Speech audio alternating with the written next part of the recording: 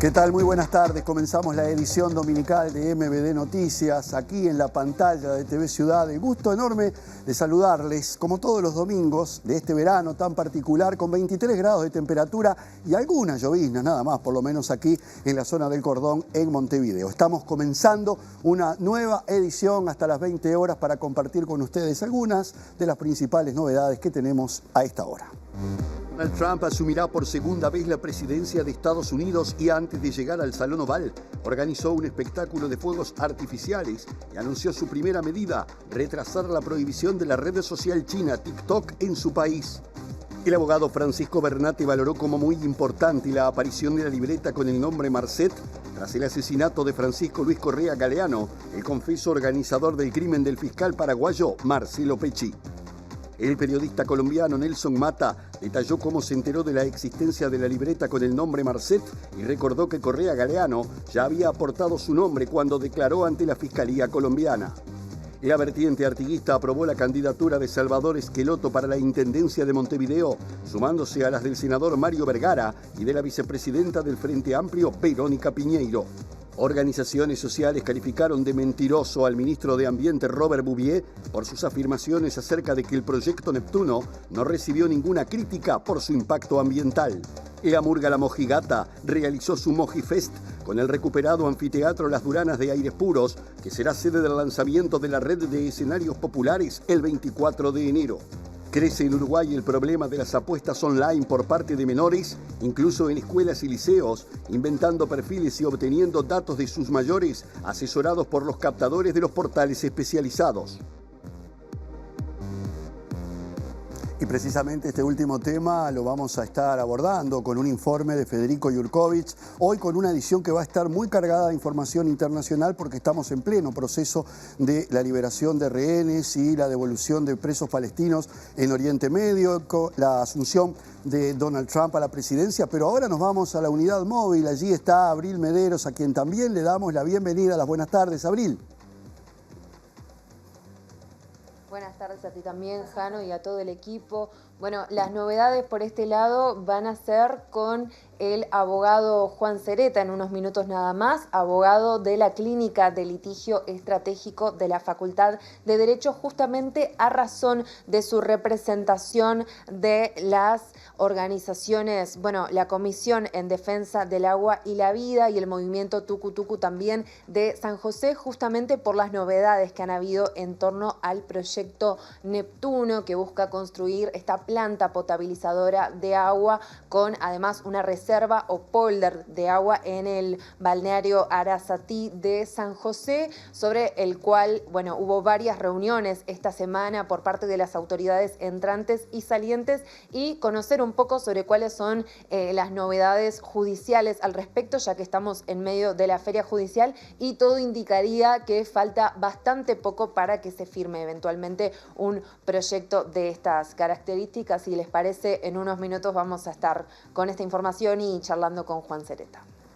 Gracias, Abril. Nos quedamos a la expectativa entonces de lo que surja con ese tema. Y bueno, les decíamos que esta es una jornada muy cargada de información internacional porque las primeras 3 rehenes israelíes han sido liberadas y ya se han reencontrado con sus familias, y también se está a la espera de que Israel cumpla, por lo menos en esta primera etapa, la contraparte, que es la liberación de 90 presos palestinos. En realidad, 69 mujeres y 9 menores de edad, que es el acuerdo, por lo menos en esta primera etapa. Hoy comenzó a desarrollarse este intercambio y miles de familias desplazadas en Gaza comienzan lentamente a intentar volver a lo que va quedando de la arrasada Franja de Gaza luego de 13 meses de guerra y que además ha dejado ya casi 47.000 muertos. Y hay expectativas de que esto termine de una vez, aunque todavía queda un camino y un trecho bastante largo donde pueden ocurrir determinadas cosas. Recordemos que el gobierno de Israel está presionado también por distintas circunstancias, no solamente por los familiares de los rehenes, sino también por algunos sectores de la ultraderecha israelí que han amenazado con abandonar el gobierno. De todas maneras, el acuerdo de paz aparentemente está encaminado. Pese a las tensiones previas y el retraso de 3 horas en la implementación del acuerdo, tanto Israel como Hamás dieron por cumplidas las exigencias pactadas, la principal, el alto al fuego. A las 17:15 hora local de este domingo, la Cruz Roja confirmó haber recibido las 3 primeras rehenes liberadas por Hamás, de un total de 33 previstas en esta primera etapa, que también contempla la liberación de 90 prisioneros de origen palestino, 69 de ellas mujeres. Las israelíes liberadas son Doron Steinbrecher, de 31 años, Romy Gonen, de 24, y Emily Damari, de 28, y con doble nacionalidad británica e israelí. Las 3 estaban en manos de Hamás desde el 7 de octubre de 2023. En paralelo, durante la jornada, miles de las millones de familias desplazadas durante el conflicto comenzaron a retornar a lo que queda de sus casas en Gaza. El cese al fuego fue celebrado por familias palestinas en distintas zonas de la franja, mientras que la liberación de las rehenes israelíes fueron seguidas con expectación y esperanza en las calles de Tel Aviv. Comenzó así la primera de las 3 fases del acuerdo que pone en pausa, durante al menos 6 semanas, el conflicto de 15 meses que ha dejado más de 46.000 palestinos asesinados, unos 17.000 de ellos menores de edad, y más de 1.700 israelíes, entre ellos los más de 1.200 asesinados por Hamás el 7 de octubre durante los atentados que desataron la ofensiva de Israel. Y como escuchábamos, este acuerdo se compone de 3 etapas que se irán cumpliendo, esperemos, paulatinamente, y en la cual Israel se ha comprometido a liberar casi 1.000 presos palestinos, algunos de ellos incluso con algunas condenas por atentados mortales, y por supuesto Hamás se ha comprometido a la liberación de todos los rehenes vivos restantes, pero también la devolución de cadáveres de aquellos que han muerto dentro de la Franja de Gaza en este periodo.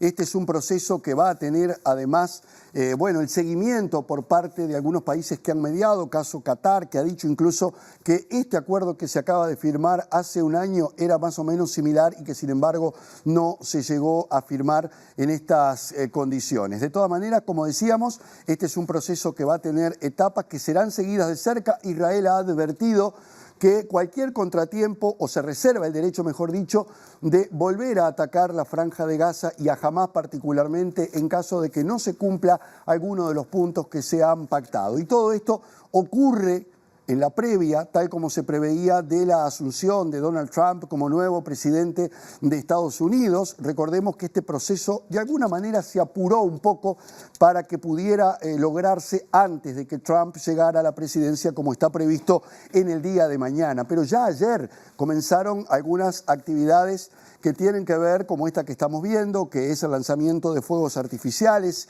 y algunas reuniones que ha mantenido el nuevo presidente de los Estados Unidos, quien, tenía una visión, o tiene una visión muy particular sobre el conflicto de Oriente Medio, y también ha advertido de que va a apoyar a Israel en la decisión que tome, si tiene que tomar alguna decisión que está relacionada con volver a las armas. A pocas horas de asumir, Donald Trump, que va a tener la presencia de figuras muy importantes de la ultraderecha internacional, y esa es una característica muy especial que tiene la asunción del presidente de Estados Unidos. No ha invitado a algunas figuras de orden mundial, como por ejemplo las autoridades de la Unión Europea, tampoco ha invitado a muchos presidentes, pero sí a algunos líderes, como el líder de la Alternativa para Alemania, tan cuestionada, el líder de Vox de España, Santiago Abascal, presidentes como Víctor Orbán de Hungría, la primera ministra italiana Giorgia Meloni. Invitó al premier Xi Jinping de China, que dijo no va a estar presente, pero ha enviado un representante, y por Sudamérica, además de la invitación especial que cursó al presidente argentino Javier Milei, también van a estar Santiago Peña de Paraguay, Daniel Noboa de Ecuador y, por supuesto, Nayib Bukele de El Salvador. Estos son algunos de los invitados que van a estar en la ceremonia prevista para el día de mañana.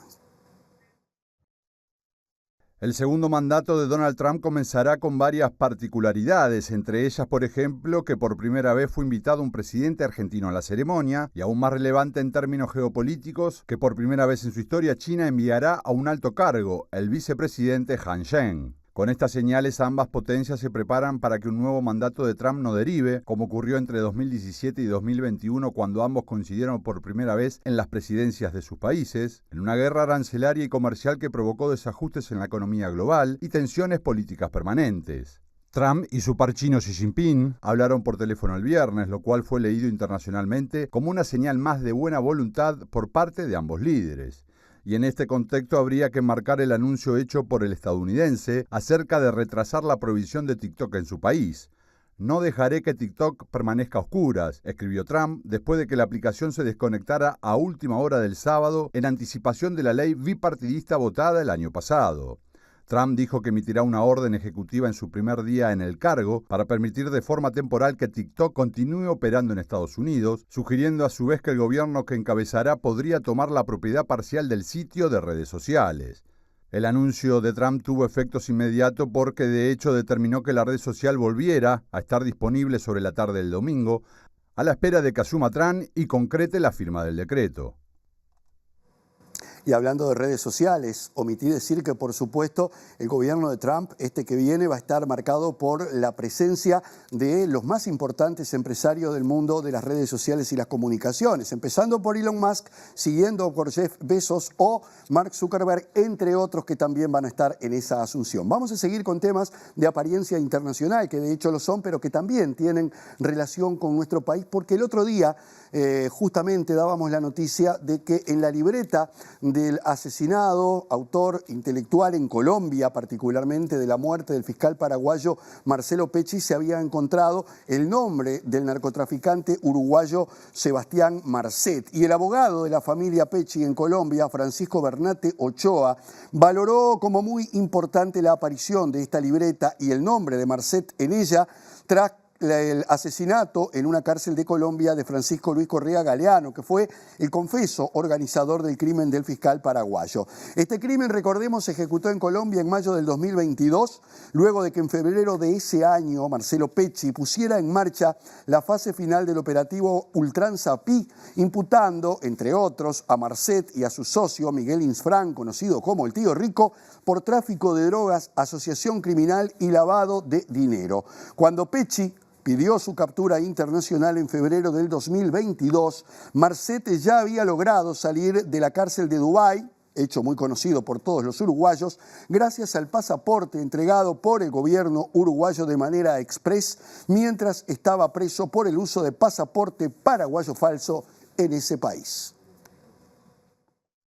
Nosotros entendemos, intuimos que esto no tiene que ver con una riña, que esto tiene que ver con que él fue el único que colaboró en este caso. Recibimos una respuesta muy satisfactoria, muy positiva, pero esta semana que transcurre se conoce en los medios colombianos, en el periódico El Colombiano, de hecho, se conoce la libreta de Correa.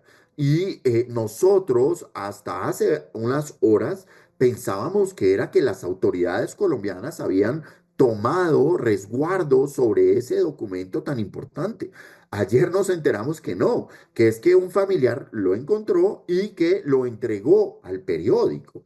Ese documento es muy importante porque allí encontramos nombres, ¿cierto? Encontramos nombres que reiteradamente, como tú lo dices, han sonado. El caso del señor Marcet, el caso del clan Isfrán. Encontramos direcciones de hoteles donde eventualmente Correa Galeano se habría reunido.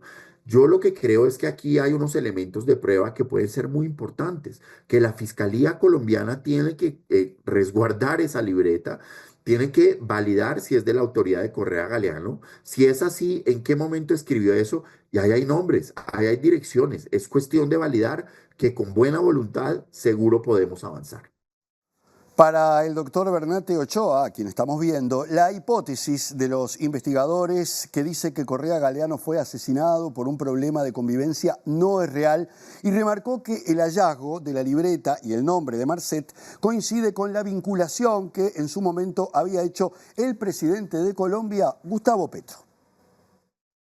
Para nosotros la hipótesis es otra. Correa Galeano era el único que había hablado en este caso. Una de dos, lo estaban castigando por haber hablado o estaban mandando un mensaje frente a eventuales personas que estarían considerando hablar.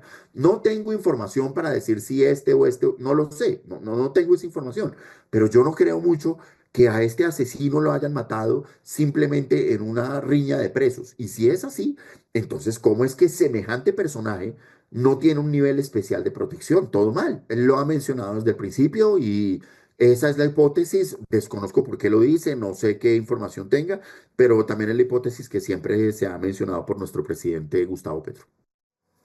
Y el equipo de MBD Noticias contactó también al periodista Nelson Mata del diario El Colombiano, que fue quien reveló la existencia de esta libreta de Correa Galeano donde se encontró el nombre de Marcet. El periodista colombiano dijo que ese material llegó a la Fiscalía en septiembre del 2024. En ese momento Francisco Luis Correa todavía estaba vivo, nosotros no podemos decir si él sabía que esta libreta le había sido entregada por una tercera persona a las autoridades. Hasta el momento no sabemos tampoco si se le logró hacer alguna clase de peritaje para establecer grafológicamente si los manuscritos de la libreta efectivamente pertenecen al testigo Francisco Luis Correa. Sin embargo, algunas de las cosas que se mencionan allí en esa libreta terminan coincidiendo con personas que han estado involucradas en el crimen, tanto entre los condenados como entre las personas que han sido sospechosas.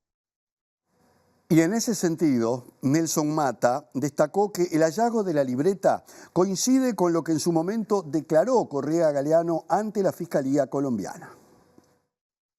Hay que tener en cuenta que fue el propio Francisco Luis Correa quien, durante sus interrogatorios con la Fiscalía colombiana, menciona 3 nombres. Él menciona a Sebastián Marcet, menciona a Miguel Ángel Misfran, alias Tío Rico, y menciona al expresidente paraguayo Carcho. Digamos que para las autoridades esta última mención es como la más débil porque les llegó a él de oídas, ¿cierto? Al realizar las primeras verificaciones de las autoridades, se establece que al parecer el trabajo que estaba haciendo la Fiscalía de Crimen Organizado de Paraguay estaba perjudicando precisamente al clan Insfran y los negocios del uruguayo Marcet, por lo cual esta mención del testigo y estas acciones que había hecho el fiscal generan un móvil plausible para las autoridades, pero es importante establecer que todavía no han sido vinculadas directamente a la investigación y no se han expedido en consecuencia órdenes de captura contra estas personas, que son las principales sospechosas de haber dado la orden. Bien, y para cerrar el capítulo Marcet, por lo menos hasta ahora, vamos a poner a punto lo que está ocurriendo a nivel local con las investigaciones judiciales que están en curso por esta situación. Si bien la causa penal por la entrega del pasaporte fue archivada, sigue la investigación por la destrucción de documentación vinculada al caso a cargo del fiscal Alejandro Machado, la cual se va a reactivar una vez que finalice la feria judicial en curso.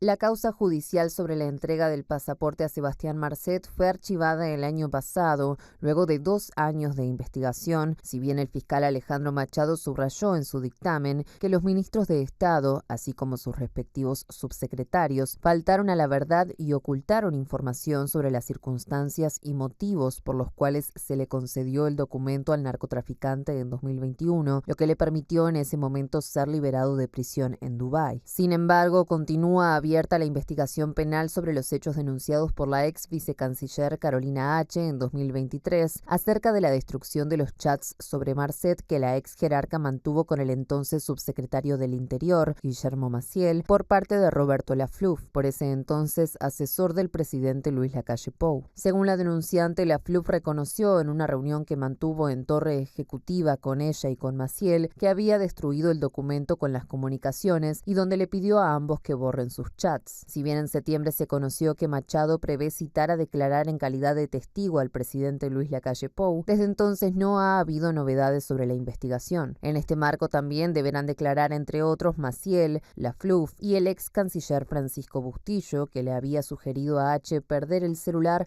para evitar mostrar los chats. En su momento, por el caso, los tres, al igual que el exministro del Interior Luis Alberto Heber, presentaron su renuncia a sus respectivos cargos. Bien, y ahora volvemos al tema de la transición del gobierno entrante y el saliente. Estamos a 6 semanas del cambio de gobierno y está previsto que continúen las reuniones a todos los niveles y no se descarta un nuevo encuentro entre el presidente Lacalle Pou y el mandatario electo Yamandú Orsi en el marco de todas esas reuniones que se van a intensificar a lo largo de esta semana. Ya mañana nomás va a haber una serie de reuniones en este sentido importantes. Uno de los temas que está sobre la mesa y como más urgente parece ser el proyecto Neptuno, que en las últimas horas motivó nuevas reacciones desde la sociedad civil. Por eso nos vamos nuevamente al contacto con Abril Mederos para tomar justamente conocimiento de las últimas novedades que hay sobre este tema. Abril. Sí, Jano, exactamente. Bueno, todo parece indicar que el asunto del proyecto Neptuno se va a resolver en las próximas semanas, por lo menos. Y por eso justamente es que ya estamos en presencia del abogado Juan Sereta, que representa a la Comisión Nacional en Defensa del Agua y la Vida, así como al movimiento Tucutucu de San José, justamente en el marco de los avances que hay en torno a este proyecto. Juan, muchas gracias por estos minutos. Bueno, ya sabemos más o menos, esta semana hubo reuniones de las autoridades entrantes y salientes, se habló de la posibilidad de hacerle modificaciones. ¿Cómo están viendo ustedes la situación y cómo se está discutiendo este proyecto? Bueno, nosotros venimos haciendo un seguimiento de lo que va ocurriendo en el ámbito político, aunque el campo nuestro obviamente es lo judicial, lo jurídico, digamos, y en ese sentido tenemos pendiente un proceso judicial donde hay una medida cautelar que aún debe ser resuelta, en este caso por el juzgado del civil de octavo turno, y otras organizaciones sociales tienen tramitado también ante el Tribunal de la Constitución Administrativo un proceso judicial que está pendiente, razón por la cual venimos siguiendo atentamente lo que va ocurriendo y obviamente que no parece prudente firmar un contrato cuando aún resta, un contrato que va a comprometer económicamente al país, cuando aún resta saber si la justicia va a dar el ok o no el ok al proyecto Neptuno. Bueno, justamente en simultáneo con esta reunión que ocurrió el jueves entre las autoridades, se entregó una carta con discrepancias, una carta firmada por múltiples organizaciones que mencionan las inconveniencias distintas de este proyecto. ¿Cuál es la posición que existe sobre la posibilidad de, por ejemplo, una de las modificaciones de las que se habló, que es la eliminación del polder, de esta iniciativa para la planta potabilizadora? Bueno, en primer lugar que hay objeciones que no se solucionan con la eliminación del polder. La primera objeción es jurídica y nosotros entendemos que este proyecto vulnera la Constitución, por lo tanto eso no se soluciona con la eliminación del polder. Desde el punto de vista ambiental, seguramente la eliminación del polder evitaría la contaminación del acuífero Raigón, que es una de las objeciones que el proyecto tiene, pero haría prácticamente inútil la planta potabilizadora, porque sin reserva de agua bruta, un proyecto que no tiene tampoco planta salinizadora, con los episodios de salinidad que ya están comprobados, ahora ya se sabe que no son, como decía la empresa, se sabe que son mucho más frecuentes, con los episodios de cianobacterias, que ahora también se sabe que son mucho más frecuentes de lo que decía la empresa. Sin polder el proyecto Neptuno no tiene prácticamente sentido, es una inversión de muchísimos millones de dólares que no va a producir agua potable. ¿Cómo observaron los comentarios que hizo el ministro de Ambiente, Robert Bouvier, que luego de esta instancia que mencionábamos, dijo que no había habido objeciones por parte de organizaciones ni de personas respecto al proyecto cuando justamente se entregó esta carta, y además ha habido múltiples informes y movilizaciones en torno a este tema por parte de diversas organizaciones? Con asombro, porque el propio informe del Ministerio de Ambiente hacía un montón de objeciones al proyecto Neptuno.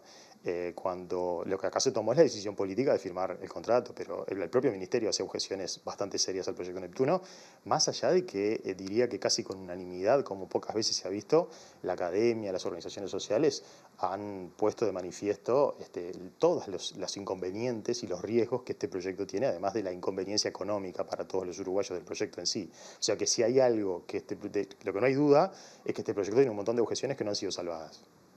¿Han observado, analizado la posibilidad de que este mismo proyecto, si se construyera en otros puntos del país, sí habría menos inconvenientes en términos técnicos y sobre todo ambientales? Pero bueno, ahí habría que ver dónde se va a construir ese es otro proyecto. Habría que analizarlo, ver qué impacto ambiental tiene en ese lugar.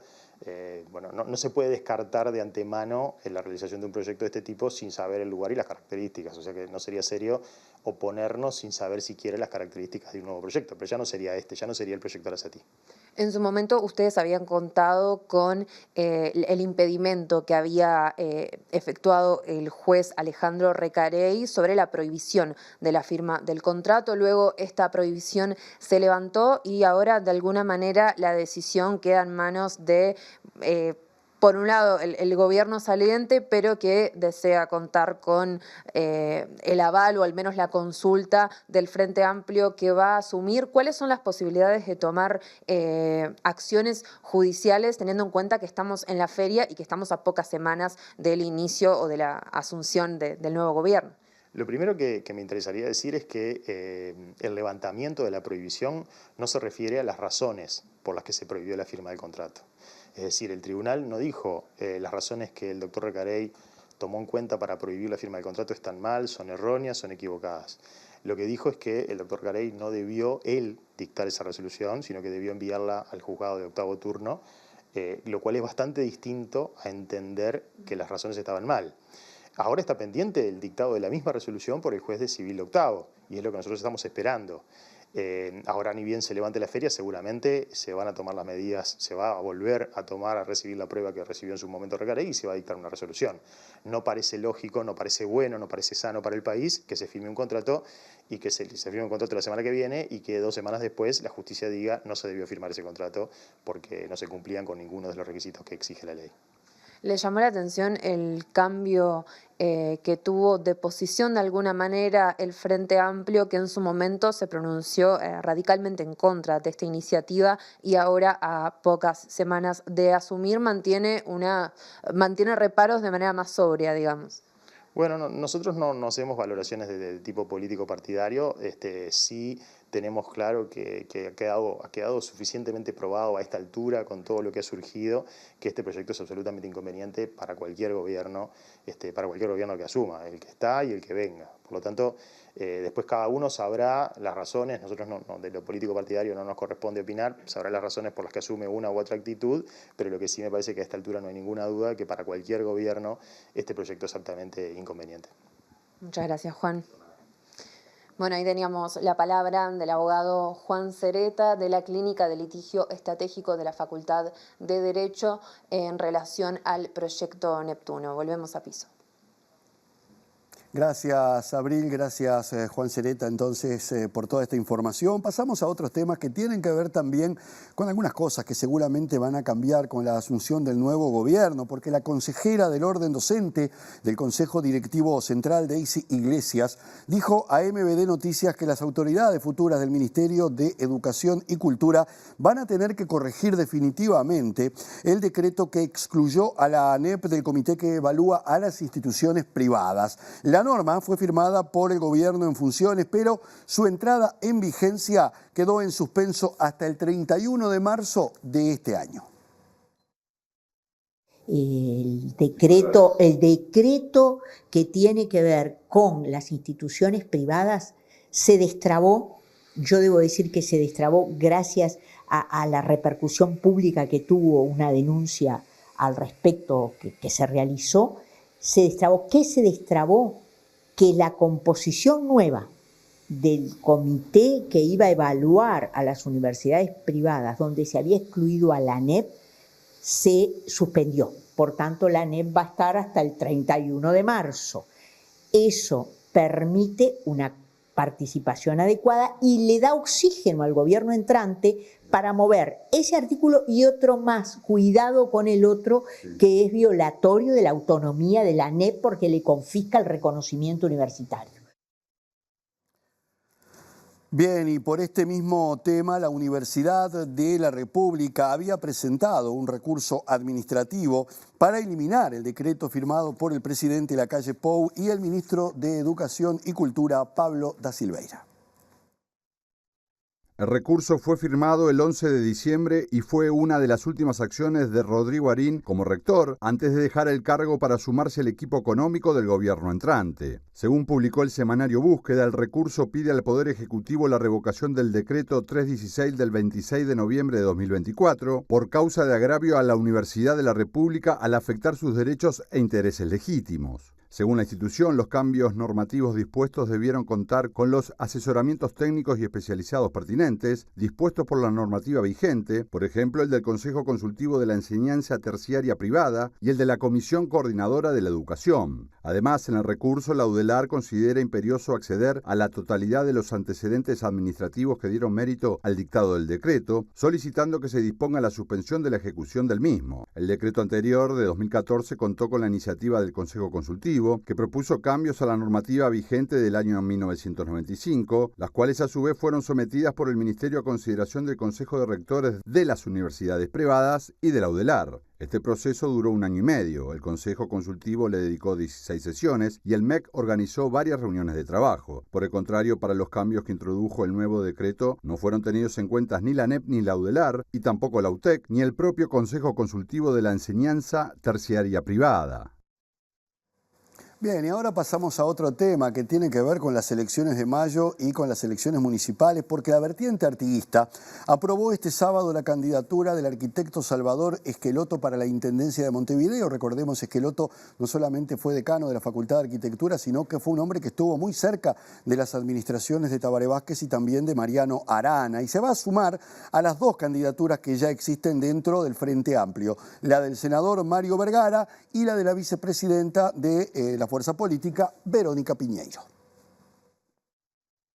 Hemos resuelto poner a disposición de nuestra fuerza política el nombre del arquitecto Salvador Esqueloto como una opción de servicio a las montevideanas y los montevideanos, dice la declaración adoptada este sábado por la Mesa Ejecutiva Nacional de la vertiente artiguista. El sector afirma en su comunicado que Esqueloto posee un talante unitario, articulador y con gran experiencia política en la orgánica del Frente Amplio, así como en responsabilidades de gobierno, que se ha destacado en el ámbito público-privado y en la vida académica, citando, por ejemplo, que se desempeñó como decano de la Facultad de Arquitectura y Diseño del Uruguay. También menciona su rol en los gobiernos departamentales y nacionales del Frente Amplio, con Tabaré Vázquez y Mariano Arana en sus 2 periodos de gobierno, culminando su actividad como director nacional de vivienda entre 2016 y 2020. Con este pronunciamiento ya son 3 las candidaturas confirmadas por el Frente Amplio para Montevideo, las cuales deberán ser ratificadas en febrero por la Convención Departamental. El senador Mario Vergara es impulsado por su sector sereñistas, mientras que la vicepresidenta del Frente Amplio, Verónica Piñeiro, fue propuesta por el Partido Comunista. Resta conocer también si el Partido Socialista finalmente propondrá al actual intendente Mauricio Zunino o si el sector de la vicepresidenta electa Carolina Cose, la Amplia, impulsará el nombre de la futura diputada María Inés Ovaldía.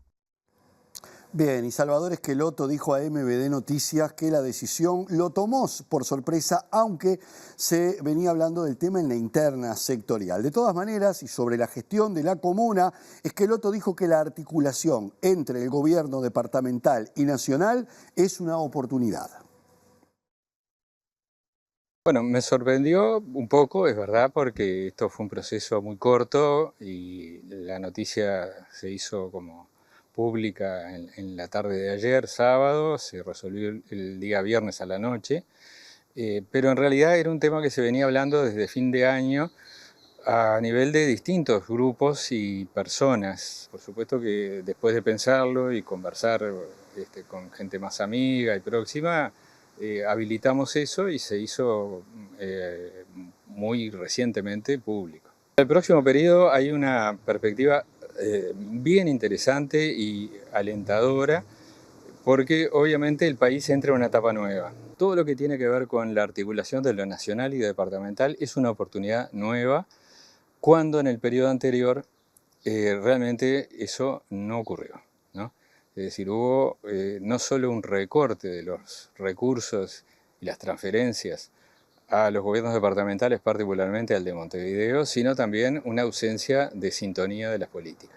Entre las prioridades que entiende deberían primar en la próxima gestión departamental, el arquitecto hizo hincapié en la necesidad de mejorar el transporte metropolitano. A su vez, planteó que hay que atender los resultados del monitor de opinión pública de la Intendencia de Montevideo, que reveló que la desaprobación de la gestión en 2024 creció por primera vez por encima de la aprobación, debido a, entre otros puntos, la gestión de residuos. Al respecto, citó lo declarado por la también posible candidata del Frente Amplio a las elecciones departamentales capitalinas, Verónica Piñeiro. La solución del problema de los residuos no es solo un tema de ingeniería y un tema logístico, también hay un tema social y cultural, y bueno, esto creo que ambas formas de abordaje tienen que ser parte de la nueva gestión.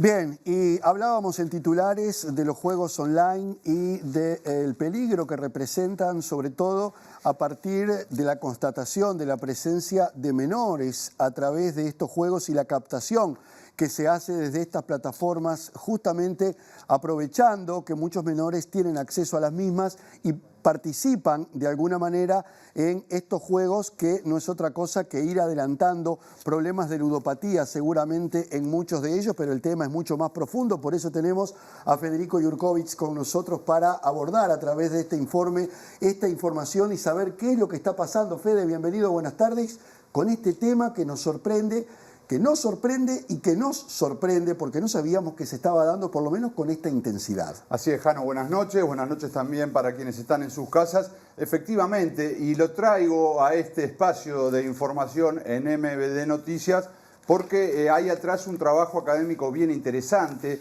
que cubrió todos los aspectos, que generó pruebas para poder decir que esto está pasando aquí en Uruguay, y a su vez vamos a comparar este fenómeno con lo que está pasando en la región y cómo otros países ya lo tienen desde la institución como un tema preocupante. Jano, estamos hablando del grupo Mutantes, está formado dentro de la Universidad Católica del Uruguay, hicieron el informe Lo importante no es divertirse. Yo estuve en contacto con varios de las personas involucradas, no fue posible coordinar una nota debido a las fechas y demás, pero sí me interesa marcar bien los nombres de los y las autoras de este trabajo, que lo pueden encontrar en la página mutantes.uy, y otros informes bien interesantes. Lo realizaron Emilia De Franco, Antonio Manday, Federico Torres, Guillermina Servián y Eduardo Pereira. Jano, el juego, la ludopatía, lo que esto genera no es nuevo. Lo que pasa es que las eras digitales y el aparato celular nos pone en la posición de poder estar apostando todo el día y de llegar a otras poblaciones que antes, en nuestra infancia, Jano, si vos ibas a apostar al kiosco o al que levantaba quiniela, te decía, vos todavía sos muy chicos, ¿no? Ahora, es un fenómeno muy particular porque digamos que se está abusando de los menores y se los hace jugar y apostar con dinero real. Bueno, exactamente. Y ahí entra lo que es ilegal, más allá de las consecuencias psicológicas o sociales que pueden traer este tipo de situaciones. La investigación comienza con estas palabras que yo voy a reproducir. En los liceos uruguayos se juega con plata. En los recreos entre las sillas al final del salón de clase. En el ómnibus rumbo a gimnasia. Con la plata de la merienda prestada con la de mamá y papá. Se usan cartas, fichas, monedas, celulares. Y podrán ver en las casas, nosotros también, cuando vemos espectáculos deportivos, sobre todo, prácticamente la sponsorización del fútbol, del boxeo, de todo, tiene a la casa de las apuestas, que no solo va a los resultados como era antes, sino a quién hace el primer gol, quién se lesiona y demás cosas. Por eso esta investigación es bien interesante para conocerla. Les propongo entonces, Jano, a ti y a la gente, compartir este primer take sobre el tema. Entre los adolescentes uruguayos las apuestas deportivas son la opción más popular y van desde tópicos como a qué minuto se hará el primer gol, qué equipo hará el primer cambio, cantidad de corners, resultado exacto y goleadores, entre otras muchas opciones. El sitio más usado es Supermatch, única plataforma de apuestas deportivas autorizada en Uruguay, y aunque depende de la Dirección Nacional de Loterías y Quinielas del Ministerio de Economía y Finanzas, es manejada por la banca de quinielas, una empresa privada. La investigación de Mutantes explica que aunque los juegos de azar están prohibidos para menores de 18 años en Uruguay, muchos acceden a Supermatch creando perfiles falsos con las cédulas de familiares o amigos mayores de edad, tanto con o sin consentimiento de ellos. Entrevistado para este trabajo académico, el director de la Dirección Nacional de Loterías y Quinielas, Ricardo Beroá, dijo que conoce las irregularidades pero que no puede hacer nada porque no contamos con los recursos técnicos para ejercer un mayor control. También fue consultada para este trabajo la psicóloga Gracie Gómez, coordinadora del Programa de Prevención y Tratamiento del Juego Patológico de la Facultad de Medicina, en convenio con Casinos del Estado. Dijo que están al tanto de que jóvenes de 12 o 14 años están accediendo al juego utilizando cédulas o usuarios de adultos, tanto en medios habilitados como ilegales que son más atractivos en cuanto a posibilidades y premios como Bit365 y BBWin, que pese a estar prohibidas en Uruguay, siguen estando disponibles. Bien, y se plantean varias interrogantes preocupantes. Por un lado, que se reconozca que no hay poder de control sobre estas empresas y también la edad, porque lo que vemos 12 y 14 años sería básicamente, o por lo menos el núcleo más importante de apostadores. ¿Hay diferencias también entre hombres y mujeres en todo este estudio?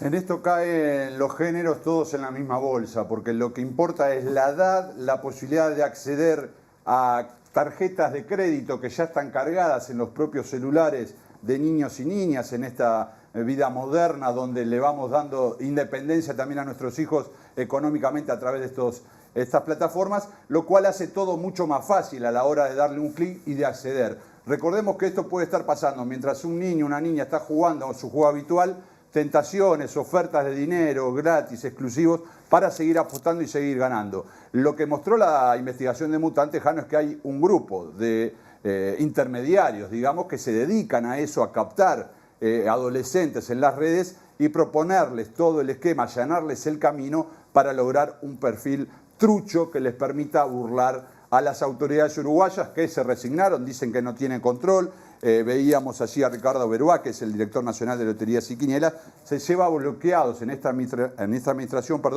1.600 sitios de apuesta ilegal. Lo que pasa que, como lo sabemos, y en otras ramas del mundo digital, rápidamente se multiplican y se vuelven a crear. Por eso también los invito a compartir ahora este segundo tape. Según los expertos consultados para la investigación, lo importante no es divertirse, del grupo Mutantes de la UCUDAL, en las apuestas deportivas se encuentra el engaño más fácil porque gozan de impunidad por estar asociadas a algo positivo como es el deporte. Según Oscar Coll, psiquiatra especializado en el tratamiento del juego patológico, los adolescentes varones tienen más tendencia a involucrarse en el mundo de las apuestas deportivas por su interés en el deporte y en Uruguay especialmente en el fútbol. En este sentido y a nivel global, la relación entre los sitios de apuestas y el fútbol es cada vez más visible. Por ejemplo, a nivel de las publicidades durante los partidos y en los entretiempos, la mayoría son de casas de apuestas y también cuando los jugadores salen a la cancha. De los 8 equipos que disputaron los cuartos de final de la actual Copa Conmebol Libertadores, 7 están patrocinados por casas de apuestas. Además de las 10 selecciones que integran la Confederación Sudamericana de Fútbol, 4 tienen acuerdos con este tipo de empresas. En Uruguay, dice el estudio, las casas de apuestas aún no se infiltraron de lleno en el fútbol. Tenfield permite emitir publicidad de Supermatch durante los partidos e incluir publicidad en los carteles a los costados de la cancha. Aún así, según el decreto 366 del año 2017, al no haber otras empresas de apuestas habilitadas a operar en Uruguay, cualquier tipo de publicidad que hagan está prohibida. Bien, y ahí está un poco a lo que iba mi pregunta, justamente, Fede, porque obviamente que no solamente son deportivas las apuestas, pero básicamente lo son y particularmente en el fútbol. Y uno puede presuponer, capaz que uno se equivoca, que los varones están más cerca porque son los que siguen más el fútbol y se entusiasman mucho más con todo esto, ¿no? Y claro, y el deporte es el fútbol uruguayo, es el fútbol regional y obviamente una puerta de entrada excelente para esto, porque además de apostar en el fútbol, derivan también en otro tipo de apuestas, pero insisto, esto abarca a todos los deportes y poco a poco también todas las actividades, porque todo puede ser apostado, Jano. Y aquí vamos a meternos, si querés, en este momento de transición que tenemos con un gobierno que ve el problema, pero dice que no tiene capacidad para contrarrestarlo, un gobierno electo que obviamente no lo ha planteado como un tema de transición, pero puede ser que le termine explotando en su periodo de gobierno, mientras vemos también vinculado al uso de celulares en adolescentes y niños, decisiones que toman otros gobiernos como el de Brasil. Lula da Silva acaba de promulgar una orden de prohibición del acceso de celulares a los centros educativos. El tema de las apuestas está sobre la mesa, pero también lo que implica estar todo el día con un aparato, los vínculos sociales que se rompen y demás. Y si te parece, porque este tema en Argentina sí ha concitado la atención de los gobernantes, y te voy a plantear de los dos polos ideológicos, si querés. En un lugar como la ciudad de Buenos Aires, gobernada hace muchos años por la derecha, hoy actualmente por el primo de Mauricio Macri, Jorge Macri, hace bien poquito nada más, hace 2 meses, convocaron a una conferencia de prensa para anunciar una serie de medidas que impidan o que dificulten el acceso de menores a las casas de apuestas online. Lo vemos. La ludopatía infantil es una preocupación grave. Estamos frente a un problema serio y tenemos que enfrentarlo de esa manera. Sabemos, y esto lo hemos hablado mucho con los profesionales y los legisladores, que no tenemos todas las respuestas para enfrentar esto, pero sí nos hemos puesto de acuerdo todos en algo que es como el primer paso de esta discusión. Las apuestas online existen, en muchos casos es un sistema legal, pero en otros son ámbitos de juego ilegal. Pero si hay algo con lo que no vamos a negociar es con juntar la apuesta y los niños. ¿Por qué no tienen que apostar? Porque todavía son permeables, no han madurado, es fácil influenciarlos, están en la pantalla, muchas veces en sitios de juego, pero desde ahí los captan para apostar. No tienen conciencia real de las consecuencias que trae esa apuesta, de las consecuencias económicas, de salud. Y es indudable, Federico, estamos viendo al jefe del gobierno porteño, que en una población mucho más grande que la de Uruguay, también con una gran pasión por el fútbol y todo eso, es un problema que debe estar sobre la mesa. ¿Cómo se puede encarar todo esto? ¿Qué es lo que va a pasar a partir de ahora? Bueno, mirá, Jano, entre las medidas que anunciaba Jorge Macri en esa conferencia de prensa era un mecanismo para impedir que mediante los wifi públicos en las plazas o en los lugares donde el acceso a Internet depende de la ciudad de Buenos Aires, estén bloqueados los .bet, que son los sitios, por ejemplo, especializados en apuestas. Por ejemplo, hay medidas en el mundo digital para tomar, también en el mundo político, como veíamos en el caso de Brasil. Y yo te quería plantear que no es una cuestión de ideología acá, porque teníamos en torno a Buenos Aires la ciudad gobernada por la derecha y en provincia de Buenos Aires gobernada por Axel Kicillof, de izquierda, digamos, pero que también hace pocos meses sacó una campaña de sensibilización social bien fuerte con los propios adolescentes como protagonistas. ¿Apostar la plata de tus viejos? No da. ¿Apostar todos los días? No da. ¿Perderte la juntada? No da. ¿Viciar con las apuestas? No da. Si conoces a alguien que tiene problemas con las apuestas, dejarlo solo no da. Llama al 0800-222-5462. Gobierno de la Provincia de Buenos Aires. Bien, Fede, indudablemente este es un tema que va a requerir un seguimiento seguramente por las autoridades, porque este es solo un capítulo de los problemas que plantea la hiperconectividad, sobre todo de los adolescentes y los niños en esta época, ¿no? Sin duda, y aparte con adultos que llegaron tarde a esta tecnología, pero que la han incorporado rápidamente, también es muy difícil dar ejemplos desde el mundo adulto a las nuevas generaciones cuando uno también vive pendiente del celular y realiza prácticamente todas las cuestiones de su vida digitando la pantallita. Bueno, muy bien, La quedaremos seguimos. expectantes. Gracias, Federico Jurkovic, con esta información que seguramente es muy alarmante desde el punto de vista de todo lo que representa no solo la ludopatía, sino a quién están apuntando justamente estos sitios de Internet. Nos vamos a otro tema que tiene que ver con lo que popularmente se conoce como los vinos envenenados y el caso bien puntual de Cecilia Fontana de Heber, la madre del ex ministro del Interior, Luis Alberto Heber, que justamente murió envenenada en ese episodio durante la dictadura. Porque la justicia concedió la prisión domiciliaria por problemas de salud al subcomisario Ricardo Zavala, el único procesado por el homicidio de Cecilia Fontana de Heber durante la dictadura. El fiscal especializado en delitos de lesa humanidad, Ricardo Percivale, apeló la decisión.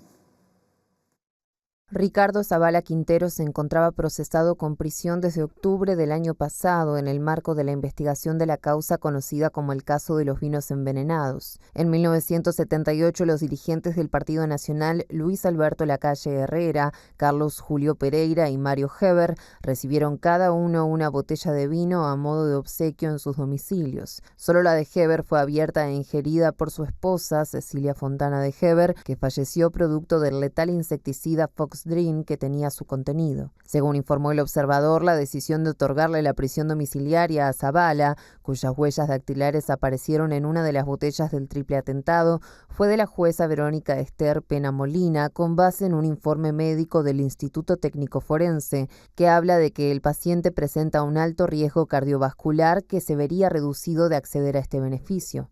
En tanto, el fiscal especializado en crímenes de lesa humanidad, Ricardo Percivale, apeló la decisión, argumentando que el Código del Proceso Penal reserva este beneficio para enfermedades graves o circunstancias que hicieran evidentemente perjudiciar la prisión efectiva, hipótesis que, según entiende, no se verifica en este caso. Bien, y el abogado de la familia Heber, Javier Barrios Bove, que representa también al senador Luis Alberto Heber y su familia, también va a pedir que se anule la prisión domiciliaria para este ex militar. Según explicó Barrios Bove, no puede descartarse el riesgo de fuga del subcomisario que optó por fijar residencia en el balneario La Coronilla, en el departamento de Rocha, a 24 kilómetros de la frontera con Brasil. Todos conocemos lo que es la frontera seca o la frontera entre Rocha y Brasil o entre Uruguay y Brasil. Por más que tengas una tobillera, creo que estás a menos de 40 kilómetros, nos llama poderosamente la atención. Por eso es que queremos poner en sobrealerta a las autoridades, a la justicia, a la sede, que es quien dispuso esta medida, y bueno, que tome las medidas y que dé las garantías.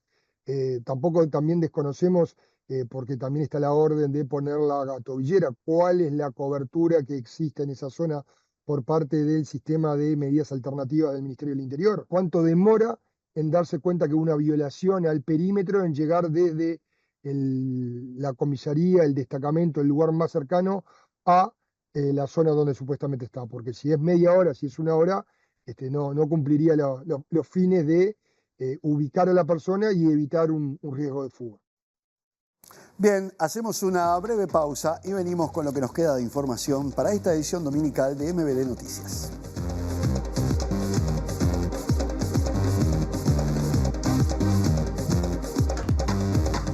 Bien, ingresamos en el último tramo de MBD Noticias en esta edición dominical y a manera de adelanto de lo que se viene después, que es todo carnaval, les cuento que la Murga La Mojigata realizó su Mojifest en el anfiteatro Las Duranas de Aires Puros. Estamos hablando de lo que antiguamente se conocía como La Criolla para los vecinos del barrio, un espacio que reabrió durante el año pasado, 2024, para volver a consolidarse como un espacio cultural carnavalero por excelencia.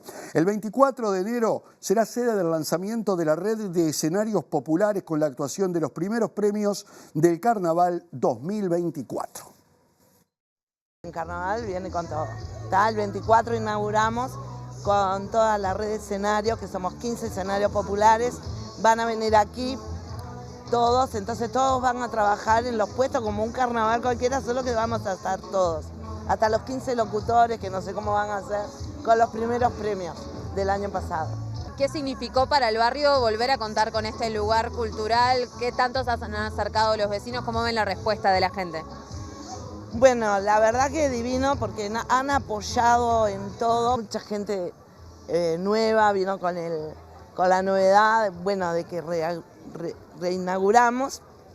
Entonces se acercó durante el año para apoyar. Hacer un festival en este espacio, en este barrio y en este escenario popular, para nosotros es sumamente gratificante.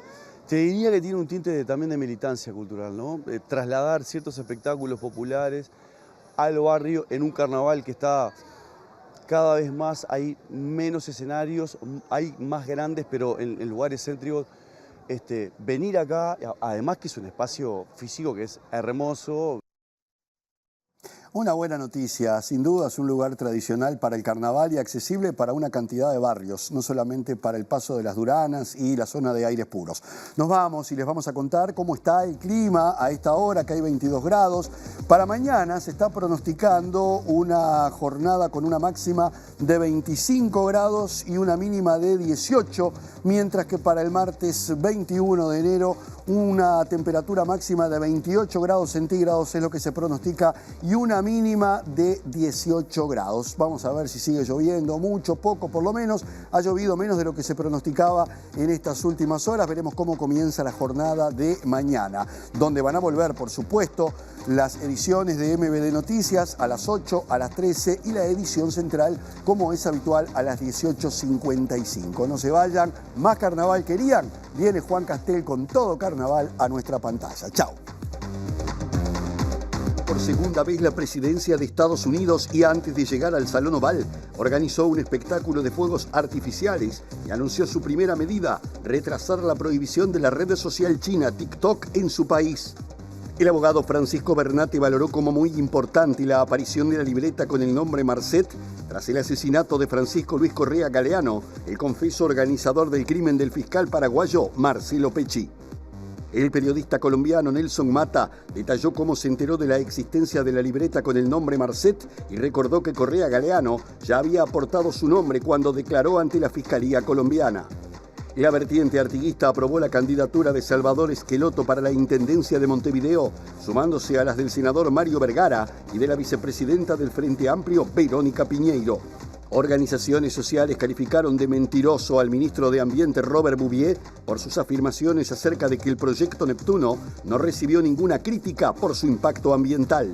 La Murga La Mojigata realizó su Mojifest con el recuperado anfiteatro Las Duranas de Aires Puros, que será sede del lanzamiento de la red de escenarios populares el 24 de enero. Crece en Uruguay el problema de las apuestas online por parte de menores, incluso en escuelas y liceos, inventando perfiles y obteniendo datos de sus mayores, asesorados por los captadores de los portales especializados.